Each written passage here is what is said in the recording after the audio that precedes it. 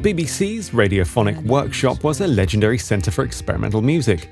At Eve Studios near Manchester, owner Martin King has put together a huge collection of vintage BBC equipment.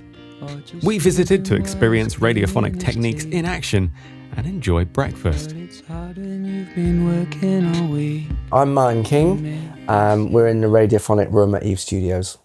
So it's called the Radiophonic Room because I think there are a lot of things in here that either some things that come actually from the Radiophonic Workshop that the BBC ran, and also that have been used in the past for experimental techniques, whether it's music concrete or going all through different kinds of stages of electronic music. And it just felt like it was the right title for what this is about, the ethos of this room and what it's hoped that this room can do. Kind of here, I mean, phase won't matter. At the badge? Yeah, at the badge. So it's going to pick up some of the more of the sound of the whole cab rather than the bass speaker. Yeah. These are plugged into that's in the old place. Are they going to be the same line? So if you I do have a strong interest in the connection between the aesthetics of sound and sound itself. Literally in the way a piece of equipment looks, how that makes you feel, whether that's in the recording domain or in the playing domain. For example, synthesizers, the way they look, or the knobs, the tactile nature of them compared to soft synthesizers, that's essentially an aesthetic of those pieces of equipment. And I think that it does make a psychological difference to how you feel about the recordings that you make and how you feel about the performances of music that you make as well. So that extends from not just equipment, but I think into the space that you're in. And so for me, one of the objectives of Eve Studios and this room as well is that it's a aesthetically pleasing space to be in. I think that makes a creative difference. That's not to say you can't make great music in a hotel room with a laptop and speakers. It's just that there's another kind of experience that you can have. And I think that's something that perhaps is lost now with many people not going to recording studios that have a certain kind of aesthetic, that they don't have that experience of a real-time connection with the equipment that they're working with, recording or playing. Okay, so that's the M88 on the Selma. That's the tannoy.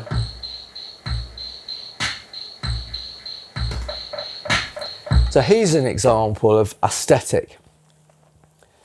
This is a spare head block for a BTR2, which was the Abbey Road, the first commercially produced EMI valve mono tape machine that was also used by the BBC in the day.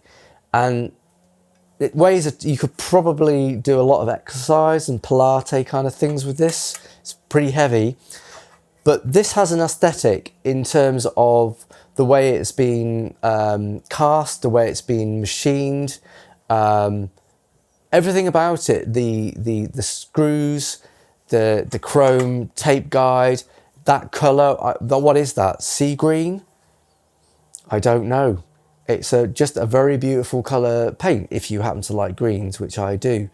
And so all that is a head block for a crazy old tape machine, but there's just something about it aesthetically that I find pleasing, which means that every time I use a machine like that, even like the buttons on the Studio 8-track, I just feel good using that equipment. I don't feel good using a computer. I don't feel good using I'm careful I don't use any manufacturing names, using modern tools. I feel good sometimes about the sound that comes out of the projects, but I don't actually feel good about using the equipment. So for me, the aesthetic of an inanimate object somehow resonates with me emotionally. Perhaps it shouldn't. Perhaps that means that I have some kind of mental issue, but that's how it is. I'm going to put those in. So that's your more scooped bass king. This is your mid-range, you kind of crusty. Yeah, I see. And then your Marconi is the room one, which we might pull back a bit. But And actually, when I put it forward, it sounds a bit too roomy to me.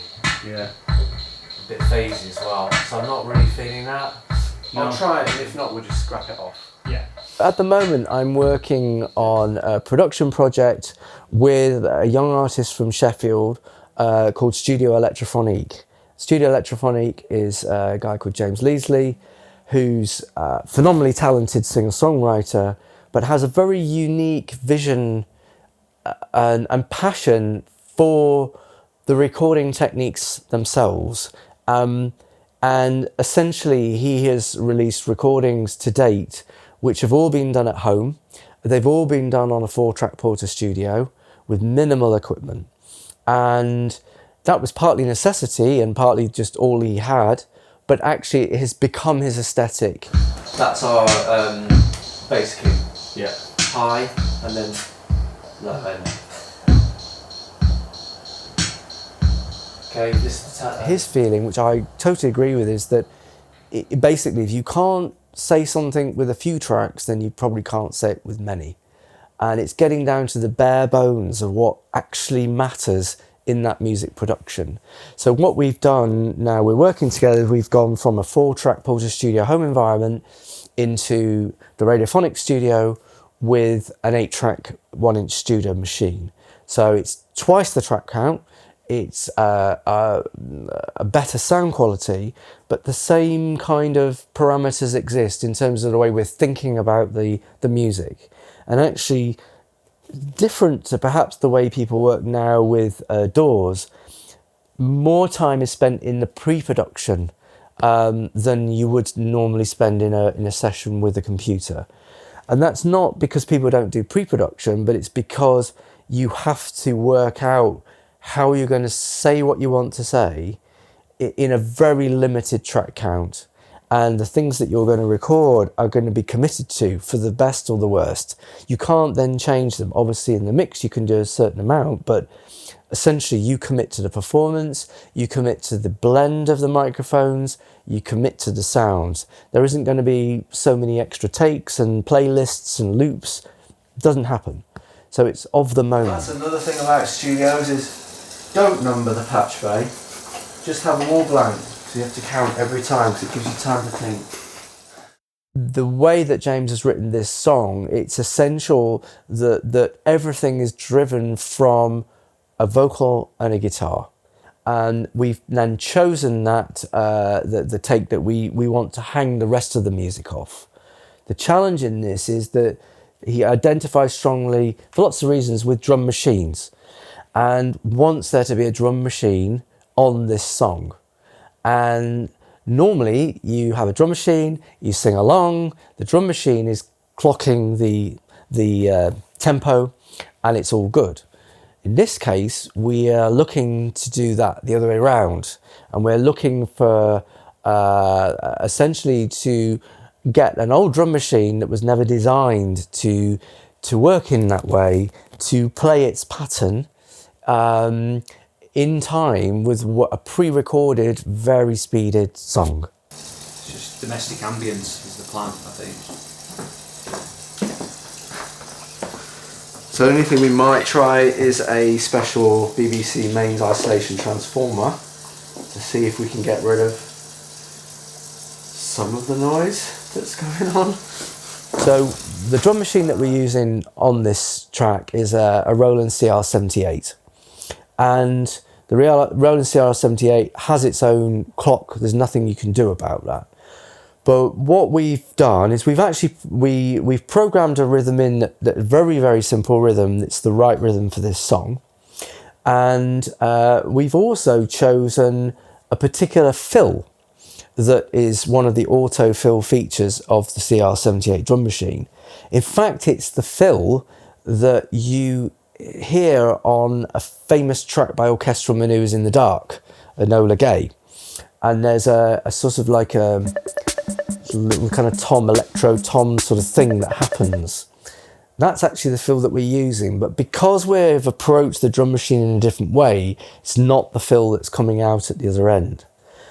What we then did is we're using the accessory to the CR78, which is quite a rare item, which is called the right switch 1. And the right switch 1 just so happens to have a mode where you can essentially get the drum machine to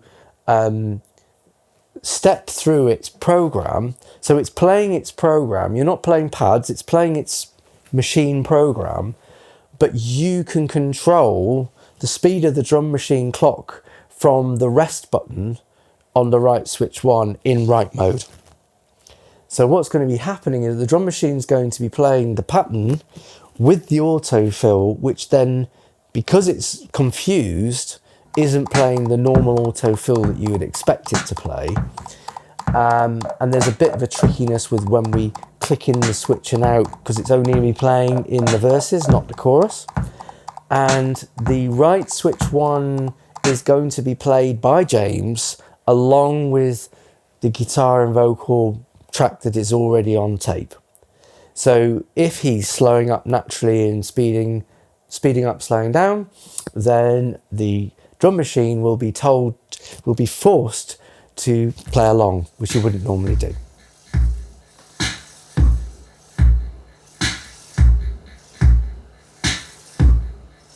Again, another sound that's sort of part of the Studio Electrophonique world is noise. That's partly tank noise and hiss, but it's also the whole idea of how things start to break up, particularly with old technology, but where things aren't necessarily pristine, and that the noise is essentially a kind of useful silence at times. So we wanted to have a kind of a noise sound in this record, and partly because the opening lines of the lyrics of the song are about a breakfast scene. So what we were thinking was about things like, scratched on records, which have all been used, and the kind of Portishead vibe and Burial and all these artists, as well as all the glitch stuff that's around that's kind of deals with noise and crackles.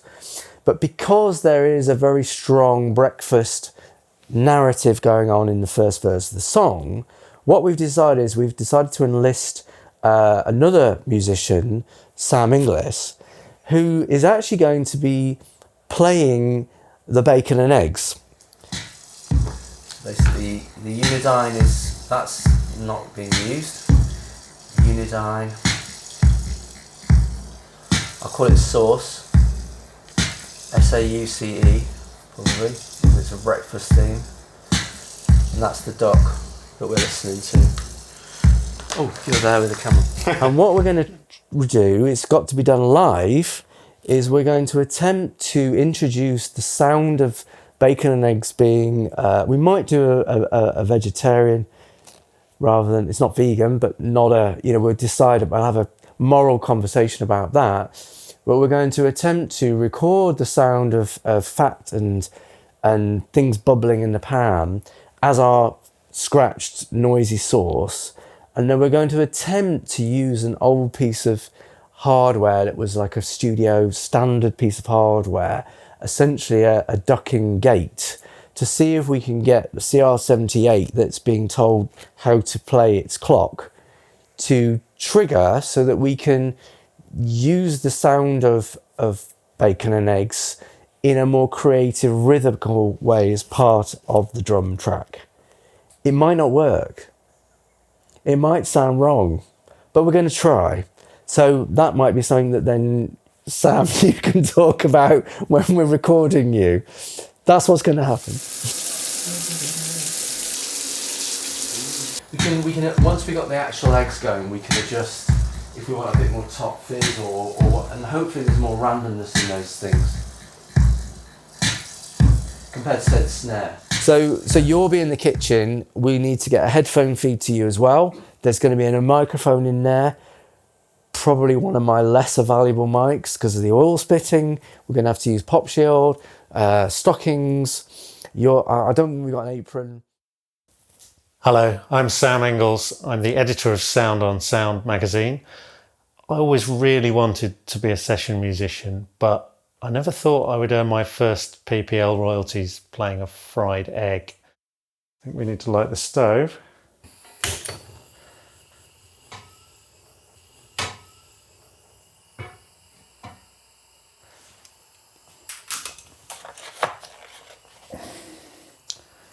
Now then, large or small? That looks like a medium-sized egg. Let's see how this is going to go. Give it a minute or two to hot up. Now I know what it feels like to be Nigella Lawson. Okay, I reckon I'm going to try it now. You ready, Martin? You ready, James? Here goes. Correct. He was thinking breakfast in bed, but she was up and she was already dressed. Said, baby, check the date on the eggs, I'm going out. Oh, and quick before I forget, I wish you really knew the way that I felt when I turn around and see that you've now to tie your laces. So he goes down to the pool. What else could he do? Thought, well, I might as well, seen as we paid for it. But he wanted to hold her, the water was colder than he expected. She could throw herself in the sea, or just leave him while he's cleaning his teeth. But it's hard when you've been working all week to make decisions. Really, she just wants him to come, hold her head and wipe her cheeks with his thumbs. Say I'm sorry for whatever I've done, I still love you. So she goes back to their room. What else could she do? Thought, well, I might as well, seen as I paid for it. But she wanted to hold him while she was folding the shirt that he sleeps in.